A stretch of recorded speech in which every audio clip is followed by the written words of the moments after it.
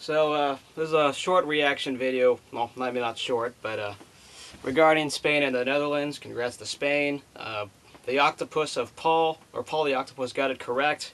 He picked Spain to win the World Cup or win this game, and he was right.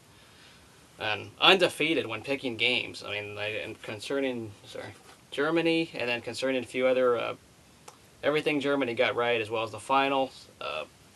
First of all, get to recap the third place game lightly. It was a good seesaw game, very entertaining for the most part. Diego Forlan got a big goal. The Germans were fighting pretty well with Thomas Mueller. You saw Miroslav Klose could not come on the field, unfortunately. I think he was injured. But in the end, the Germans were able to prevail after a seesaw game. Literally, there was lead changes. It went from 1-0 to 2-1 Uruguay, and then later 3-2 to Germany. Germany eventually capitalized on a corner kick, which was a little bit of a ping pong, or should I say, a pinball effect, and then eventually a header goes in. So, congrats to Germany on the third place. Unfortunately, I know it may not mean a whole lot to them, but at the same time, you play to win the game, and that's a big quote from Herman Edwards, as we're all familiar with as NFL fans. But on to this game. Briefly, want to recap the finals and how it went. Very sloppy game. I was watching with some friends, watching amongst my peers and whatnot, and some of them aren't into soccer, some of them are, but they were so bored. It was unfortunate that it was still scoring until the final minutes of extra time. A lot of chances for both the Dutch and the Spanish.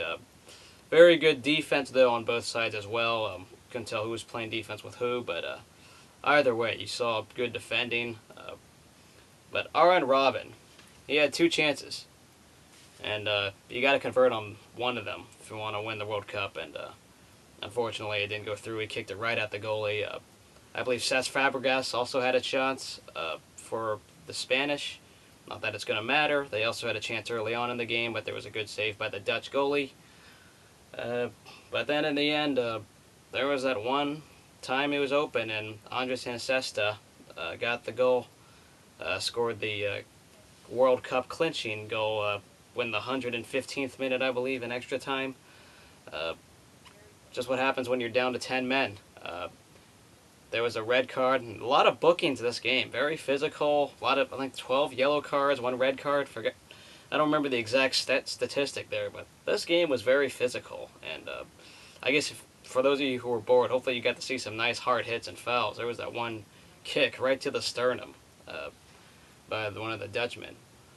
It was unfortunate that Spain won. I mean, yeah, I'm happy I predicted them, and a lot of the world predicted Spain to win it all. But at the same time, it's like, wow, I was hoping for a light underdog just because Spain is loaded.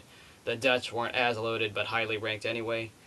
But yes, Spain won it all, and I called it. And it's documented in my pre-World Cup video, if you look near the end. Wesley Sneijder had some passes, but there was this frustration all around for the Dutch, arguing here and there, and I don't know what they were trying to argue when Iniesta scored the goal.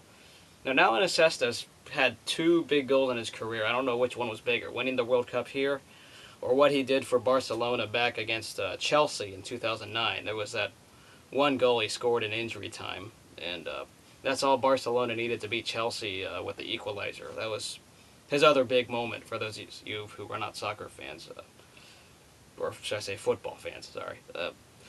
But for those of you who actually started to like soccer more through watching the World Cup for the first time, I encourage you to, if for those of you who really like the sport, watch either the English Premier League, which is in England.